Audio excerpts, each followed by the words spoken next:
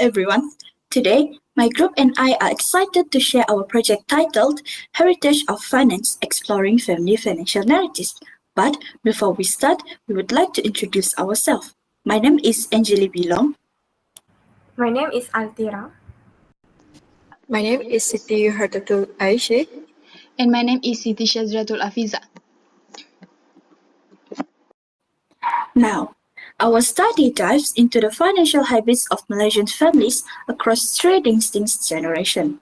The grandparent generation born before 1970, the parents' generations from 1970 to 1990, and the current generation born after 1990. We focus on core financial practices like budgeting, saving, and investing, and explore how a family's history, culture, and even technology shape their financial behaviors. Through in-depth interview with the 8 families member, we uncover generation similarities and differences in money management. Our finding offer valuable insight that could help improve financial literacy program for different age groups. Next. To carry out this research, we followed a qualitative approach. Here's a quick overview of our methodology. First, our project was designed to explore how financial knowledge, behavior, and attitudes are passed down from one generation to the next within Malaysian families. Second, we conducted semi-structured interview. Each of our group members interviewed 2 of their own relatives, allowing us to gather authentic personal stories. Third, we used a standardized interview guide. This guide helped us cover key topics like financial upbringing, major life experiences that influence their finances, and then values about money that we pass down. And finally, we use a qualitative approach to analyze these personal stories. This allowed us to truly understand how financial practices evolve and adapt to different economic, cultural, and technological changes over time. Next, our project has several key objectives, which are listed on the left. The main goal for the interview members is to in-depth gather personal stories and then analyze this data to find similarities and differences across generations. This led to some fascinating outcomes, which you can see on the right. Firstly, a strong common thread was the importance of money, material objects, and financial stability across 3 generations. However, we found a significant shift in financial products. While the older generation focused more on traditional methods, the parents' generations began to branch out into more diverse options like stock and unit trust. Finally, our research clearly showed that e-learning and social media have had huge impact on the financial literacy and investment behavior of the youngest generation, giving them access to information and tools that parents and grandparents have never had. Thank you. I will pass it to the next presenter. Thank you, Anjeli. Now I will continue with the project timeline. In week 1, we began with group formation, topic selection, and initial project planning. In this stage, it is crucial as it set the foundation for the rest of our project. In week 2, we developed a standardized set of interview questions and designed a Google form to collect structured response. In week 3, we completed all interviews and started transcribing interview notes. In week 4, we do analysis of the interview data that was performed to identify core themes like risk tolerance and investment goals and began drafting the written report. Finally, in week 5 or week 6, final report was written, edited, and formatted. The video presentation was produced and finalized with a professional flow and audio editing. Moving on to the student contributions, we have Altira, conducted interview with her sister and brother. She was responsible for compiling and finalizing the entire report and drafted the objectives and outcome and future improvement sections. She was also responsible for creating a Google form to collect all the answers from the interviews. Moving on, we have Anjeli. She conducted interview with her father and mother. She took the lead on the thematic analysis of investment habits and drafted the reflection and lesson learned section, providing key insight on the project's overall findings. Next, we have Siti Rohadatul Aisy. She conducted interviews with her mother and uncle. She managed the project timeline, ensuring all deadlines were met, and was responsible for drafting the detailed project overview and project description section. Last but not least, we have Siti Shazriatul Afieza, which is me. I conduct interview with my mother and father. I was responsible for designing the professional project report template in Canva and curated all visual assets for both the report and the video, ensuring a cohesive aesthetic. That's all. Moving on to the next presenter. Thank you, Shazriatul. Project documentation. In this project, we applied two main approaches to gather data. The first was a Google Form survey shared with 8 family members from different generations, which gave us structured information on saving habits, budgeting, debt, investment, technology, and reflection. Alongside this, we conducted semi-structured interview, which allow family members to share their own financial stories and experience. This combination of methods provides us with a strong balance of quantitative data and qualitative data, ensuring that our findings reflect both financial patterns and the deeper personal experience behind them. Next. Looking at demographics, our respondents came from a mix of family roles. Mothers made up the largest group at 37.5%, while relatives formed the smallest group at 12.5%. In terms of age, most respondents were between 41 to 60 years old, show 75%, while the smallest group was those aged 25 to 40 years, show 25%. A large majority were married, 87.5% compared to only 12.5% single. This demographic profile suggests that the majority of financial decisions are influenced by the middle age. Married individuals who are actively balancing responsibilities like raising children, managing household expenses, and planning for retirement. Next. Saving and budgeting habits. When it comes to savings, the largest group, 62.5%, reported saving 10 to 20% of their monthly income. The smallest group, at 12.5% each, either saved less than 10% or more than 30%. Emergencies were the top reason for saving at 50%, while travel and leisure came in as the least common.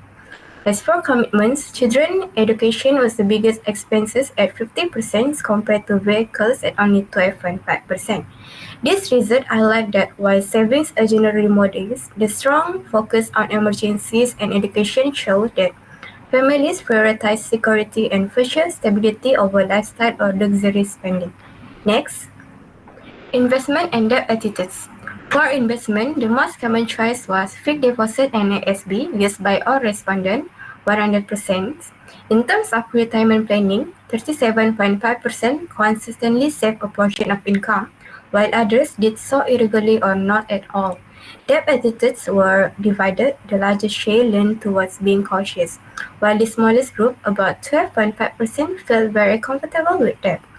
The findings suggest that traditional and low-risk investment remain dominant, and although attitudes toward debt are mixed, there is still a general preference for caution and responsibility when managing financial obligation. Next, technology and finance. Every single respondent, 100%, reported using digital financial platform. Do It Now stood out as the most preferred, chosen by all respondents. No other platform was selected, making Do It Now the largest and only choice in our survey. This clearly shows that digital technology, especially e-wallets like Do It Now, has become an essential and trusted part of financial management for families across generations, shaping all transactions and savings are handled today. Next, reflection and advice. This slide highlights the reflection and advice shared by our respondents across generations. From the older generation, three key lessons stand out, which are saving in ASB or COT for long-term stability, preparing early for children's education, and avoiding unnecessary debt. And for the younger generation, on the other hand, emphasize saving at least 10 to 15% of income and prioritizing needs of wants. In summary, both generations highlight the importance of discipline and financial awareness through shaped by their own life experience. This shared lesson underline how family wisdom continues to influence money management across time, blending traditional approaches with modern practices. Next, I will pass to the next presenter. Thank you, Altira. Now we are moving on to the reflections and lesson learned. The first one is the value of saving and investing. Throughout this whole interview, we found out that parents and family tended to branch out into various financial products like stocks and unit trust funds. The second one will be the influence of different eras. We have identified by improving the quality of the administrative department to be more reliable in solving problems. Financial behaviors of the youngest generation are significantly influenced by e-learning and social media, therefore which have a notable impact on their financial literacy and investment choices. Next slide, please. The third one will be by managing diverse schedules and ensuring consistent communication. Although the whole interview was done face-to-face, but managing the varied schedules of team members and interviewee was a major hurdle. This overcome by creating a clear project timeline and assigning specific roles to each person. So overall, this whole interview taught us valuable skills in researching, analyzing, and working together that will definitely come in handy down the road. Next slide. Now we are moving on to the future improvement. One is by expanding the sample size and diversity.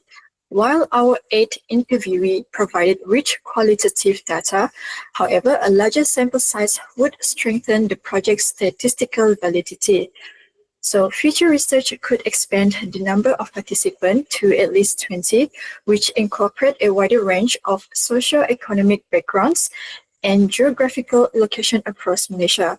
For instance, interviewing participants from rural areas or different states that would provide insights into how regional economic factors influence financial decisions, offering a more holistic view for the Malaysian financial landscape. The second one is to incorporate a quantitative survey.